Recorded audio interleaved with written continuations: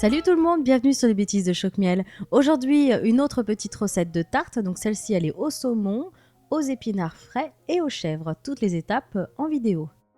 Pour commencer cette recette, vous allez prendre un grand saladier, vous cassez les œufs à l'intérieur, vous placez la crème fraîche.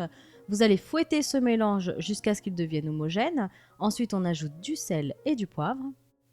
On va s'occuper ensuite du saumon. Alors moi, je l'ai simplement poché dans de l'eau bouillante.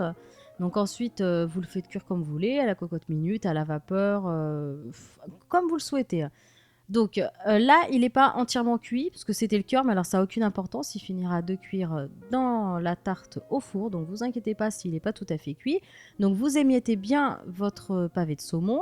Ensuite, vous allez prendre le plat à tarte, vous placez la pâte feuilletée, vous piquez pour éviter évidemment qu'elle gonfle une fois au four. Au fond de cette pâte, vous placez le saumon.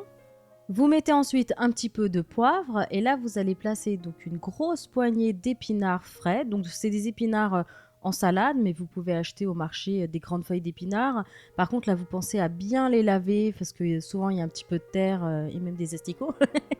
Donc vous pensez à bien les laver. Éventuellement vous pouvez même retirer la queue, des fois c'est un petit peu trop dur. Donc voilà, sinon vous achetez une petite salade d'épinards toute simple et vous la placez sur le saumon. Vous allez verser ensuite l'appareil.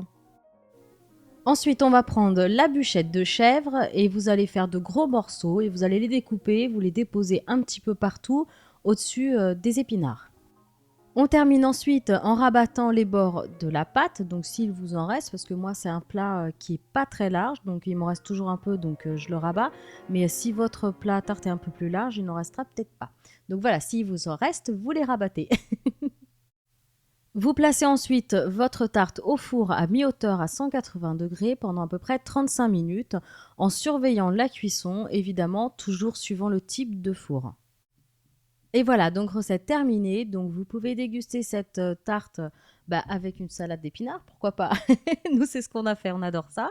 Vous pouvez bien sûr la servir avec autre chose, des carottes râpées, ce que vous aimez, ce qui vous fait plaisir. Eh bien, je vous souhaite un bon appétit. Comme d'habitude, les proportions sont sur YouTube, mais aussi sur Facebook en cherchant Choc-Miel. Vous pouvez me suivre sur Twitter en cherchant Choc-Miel Cooking. N'hésitez pas à partager vos photos sur Facebook et à transmettre, à partager les vidéos. À bientôt!